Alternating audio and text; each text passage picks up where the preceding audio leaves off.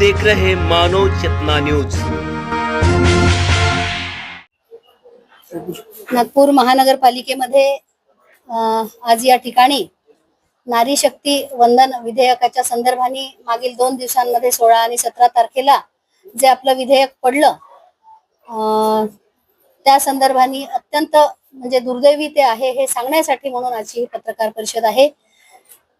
नागपूर महानगरपालिकेतील आपल्या माननीय उपमहापौर, माननीय स्थायी समितीच्या अध्यक्ष शिवानीताई, दिव्याताई, आमच्या सर्व समितीच्या अध्यक्षा, महानगरपालिकेच्या सर्व झोनच्या सभापती या ठिकाणी पत्रकार परिषदेला आहेत। एकच अत्यंत दुर्दैवाने अतिशय महत्त्वाचं आपल्याला सांगावंसं वाटतं, जे आपल्याला माहिती देखील आहे की गेल्या 16 आणि 17 तारखेला नारी शक्ती वंदन या संदर्भाने विधेयकाच्या संदर्भाने चर्चा झाली आणि ही चर्चा होत असताना त्या ठिकाणी हे विधेयक मंजूर व्हावं म्हणून जे गेलं होतं ते काँग्रेस आणि त्यांच्या सोबतच्या मित्रपक्षांनी त्या विधेयकाला नाकारलं आणि महिलांच्याकडून नेतृत्वाची जी संधी राजकारणामध्ये महिलांना मिळाली असती की ज्याच्यामुळे समाजातल्या अनेक लोकांना न्याय देण्यासाठीचं काम ज्या सामान्य वर्गातल्या महिला त्या ठिकाणी संसदेमध्ये प्रवेशकर्त्या झाल्या असत्या ती संधी हिरावून घेतली आणि त्यामुळे अतिशय दुर्दैवी अशी ही बाब आहे।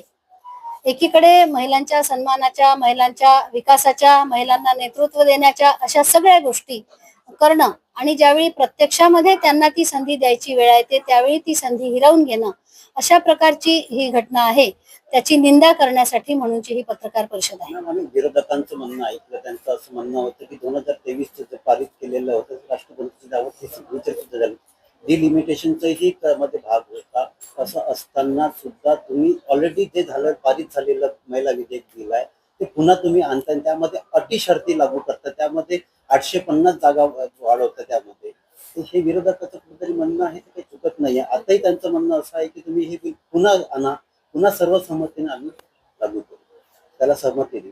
बघा, तो संशोधनाचा विषय होता की 23 मध्ये ते संशोधनाला आलेलं होतं, पण त्यामध्ये ज्या काही गोष्टी सुचवल्या खरं म्हणजे 853 महिला म्हणजे जागांचा जो विषय आपण म्हटलाय, एकीकडे हे परिसीमन वाढत असताना महिलांचाही सहभाग त्याच्यामध्ये वाढावा एवढाच त्यामागे उद्देश होता।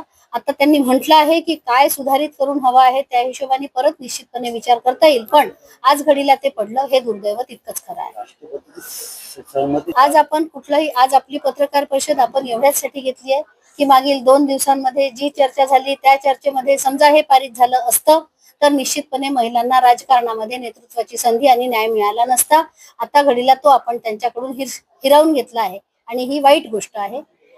महापौर मॅडम, फडणवीस साहेबांनी म्हटलं की माझ्या स्तरच्या लोकांनी माझ्या बरोबर चर्चा करावी या महिला विधेयकावर, तर स्तर कुठला असतो? तर